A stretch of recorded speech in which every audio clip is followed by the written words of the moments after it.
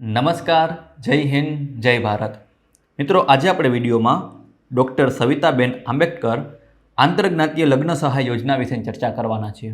મિત્રો, આ યોજના અંતર્ગત કોને લાભ મળશે, કેટલી રકમનો લાભ મળશે, આ ઉપરાંત કયા કયા ડોક્યુમેન્ટની જરૂર પડશે અને તમે ઓનલાઈન એપ્લિકેશન કઈ રીતે કરી શકશો વગેરે જેવી ચર્ચા આ વિડીયોમાં કરવાના છે. મિત્રો, તો તમે અંત સુધી બન્યા રહેજો અમારા વિડીયોમાં.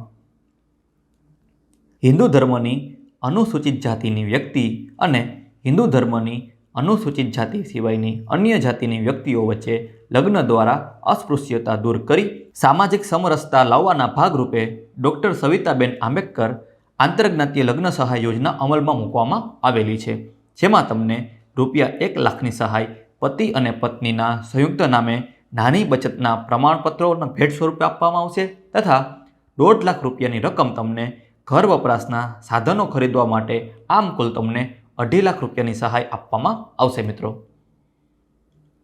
હવે મિત્રો, આ યોજના માટેનું એક કોષ્ટક બનાવેલું છે, તે કોષ્ટક આપણે વિગતવાર જોઈએ છીએ. યોજનાનું નામ છે ડૉક્ટર સવિતાબેન આંબેડકર આંતરજ્ઞાતીય લગ્ન સહાય યોજના. કોના દ્વારા શરૂ કરવામાં આવેલી છે? ગુજરાત સરકાર દ્વારા. કયો વિભાગ લાગુ પડશે? નિયામક અનુસૂચિત જાતિ કલ્યાણ બોર્ડ દ્વારા. લાભાર્થી અનુસૂચિત જાતિની વ્યક્તિ અને પરપ્રાંતીય વ્યક્તિ. મળવાપાત્ર સહાય તમને કુલ ₹2.5 લાખની સહાય મળવાપાત્ર રહેલી છે. સત્તાવાર વેબસાઇટ સમાજ કલ્યાણ તેમની સત્તાવાર વેબસાઇટ છે. Helpline number 07923259061. આ મિત્રો હેલ્પલાઇન નંબરનો પણ તમે યુઝ કરી શકો છો. હવે મિત્રો, જોઈએ છે યોજનાનો હેતુ. જે યુવક અને યુવતીમાંથી એક અનુસૂચિત જાતિના હોય અને બીજી વ્યક્તિ અનુસૂચિત જાતિ સિવાયની ઊંચી જાતિના હોય અને બંને લગ્ન કરવાની ઈચ્છા ધરાવતા હોય તો તેમને સરકાર દ્વારા લગ્ન કરવા માટે અને અન્ય ખર્ચ માટે કુલ તમને ₹2.5 લાખની સહાય કરવામાં આવશે. મિત્રો, આ યોજનાનો મુખ્ય હેતુ એ છે કે અસ્પૃશ્યતા દૂર કરી અને સામાજિક સમરસતા લાવવાના ભાગરૂપે આ યોજના શરૂ કરવામાં આવેલી છે. હવે મિત્રો, યોજનામાં લાભ કોણ કોણ લઈ શકે છે? તો આંતરજ્ઞાતીય લગ્ન કરનાર યુગલ પૈકી કોઈ પણ એક વ્યક્તિ ગુજરાતના મૂળ વતની હોવા જોઈએ. આવા લગ્નની નોંધણી કરાવવાની રહેશે અને લગ્ન કર્યા બાદ 2 વર્ષની અંદર આ યોજનામાં અરજી કરવાની રહેશે. આંતરજ્ઞાતીય લગ્ન કરનાર પરપ્રાંતીય વ્યક્તિના મા બાપ ગુજરાતના રાજ્યમાં વસવાટ કરતા હોવા જોઈએ. વિધુર કે વિધવા કે જેને બાળકો ન હોય તેઓ આ યોજના માટે અરજી કરે છે તો તેને પણ આ સહાય મળવાપાત્ર થશે. આ યોજનામાં કોઈ પણ જાતની આવક મર્યાદા નથી.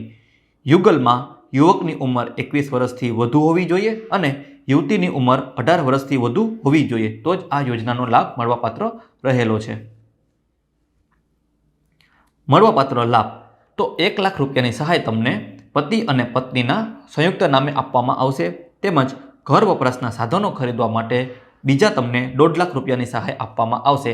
આમ બંને ભેગા થઈ કુલ તમને ₹2.5 લાખની સહાય આપવામાં આવશે. હવે મિત્રો, જરૂરી ડોક્યુમેન્ટ તો તમારે યુવક અને યુવતીનું આધાર કાર્ડ, યુવક અને યુવતીનું જાતિનું પ્રમાણપત્ર, યુવક અને યુવતીના શાળા છોડ્યાનો દાખલો એટલે કે LC, જેને આપણે લિવિંગ સર્ટિફિકેટ કહીએ છીએ. રહેઠાણના પુરાવામાં તમે વીજળી બિલ, રેશન કાર્ડ, ચૂંટણી કાર્ડ, ભાડા કરાર પૈકી કોઈ પણ એક વસ્તુ તમારે રજૂ કરવાની રહેશે. આ ઉપરાંત જો અરજદારે છૂટાછેડા લીધેલ હોય તો તે અંગેનું પ્રમાણપત્ર, મરણનો દાખલો, લગ્ન સમયે જો અરજદાર વિધુર અથવા તો વિધવા હોય તો તમારે મરણનો દાખલો રજૂ કરવાનો રહેશે. લગ્ન નોંધણીનું પ્રમાણપત્ર, બેંકની પાસબુક, એકરારનામું, લગ્ન નોંધણીનું પ્રમાણપત્ર મેળવવા માટે જે રજૂ કરેલું હશે તે ફોર્મ તમારે રજૂ કરવાનું રહેશે. આ ઉપરાંત હવે આપણે જોઈએ છે કે ઓનલાઈન અરજી કેવી રીતે કરવી. તો સૌપ્રથમ તમારે ફોર્મ ભરવા માટે esamajkalyan.gujarat.gov.in વેબસાઇટ પર તમારે જવાનું રહેશે. ત્યાર પછી તમે નીચે મુજબના પેજ ખુલશે, તેમાં ઉપર જણાવ્યા પ્રમાણે ન્યૂ યુઝર પર તમારે ક્લિક કરવાનું રહેશે અને સૌપ્રથમ તમારે નવું રજિસ્ટ્રેશન કરવાનું રહેશે. ત્યારબાદ તમે નવું રજિસ્ટ્રેશન કરશો એટલે નીચે મુજબના પેજ ખુલશે, તેમાં તમારે બધી જ વ્યક્તિગત તમારે માહિતી ભરવાની રહેશે અને બધી માહિતી ભરાઈ જાય ત્યારબાદ તમારે સબમિટ બટન પર ક્લિક કરી અને તમારા ID અને પાસવર્ડ તમારા મોબાઈલ નંબર પર આવશે. આ ID અને પાસવર્ડ દ્વારા તમારે સમાજ કલ્યાણ વેબસાઇટ ઉપર જઈ તમારે લોગિન કરવાનું રહેશે. લોગિન થઈ ગયા બાદ તમને નીચે મુજબની બધી જ યોજના જોવા મળશે અને તમારે તેમાંથી ડૉક્ટર સવિતાબેન આંબેડકર આંતરજ્ઞાતીય લગ્ન સહાય યોજના પર તમારે ક્લિક કરવાનું રહેશે.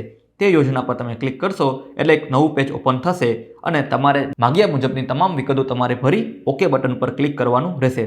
ઓકે બટન ઉપર તમે ક્લિક કરશો એટલે નીચે મુજબનું પેજ ઓપન થશે, જેમાં તમારે અરજદારની વ્યક્તિગત માહિતી, અન્ય વિગતો, ડોક્યુમેન્ટ અપલોડ અને લાસ્ટમાં તમારે એકરારનામું વગેરે જે વિગત ભરવાની રહેશે. આટલું થઈ ગયા બાદ તમારે સેવ એપ્લિકેશન ઉપર ક્લિક કરી અરજીને તમારે સબમિટ કરવાની રહેશે. અરજી સબમિટ કરશો એટલે તમારે અરજી નંબર જનરેટ થશે.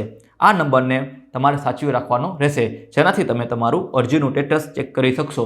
એટલે કે ભવિષ્યમાં જ્યારે તમારી યોજનામાં તમને લાભ મળ્યો છે કે નથી મળ્યો વગેરે જેવું તમારે સ્ટેટસ ચેક કરવા માટે તમારે અરજી નંબરની જરૂર પડશે. તો જ્યારે તમારો અરજી નંબર જનરેટ થાય છે ત્યારે તમારે તેને સુરક્ષિત જગ્યાએ સાચવી રાખવાનો રહેશે. મિત્રો આ વિડીયોને સંપૂર્ણ જોવા માટે આજે જ અમારી channel update knowledge four information પર જઈ તમે યોજના રિલેટેડ દરેક વિડીયો જોઈ શકો છો.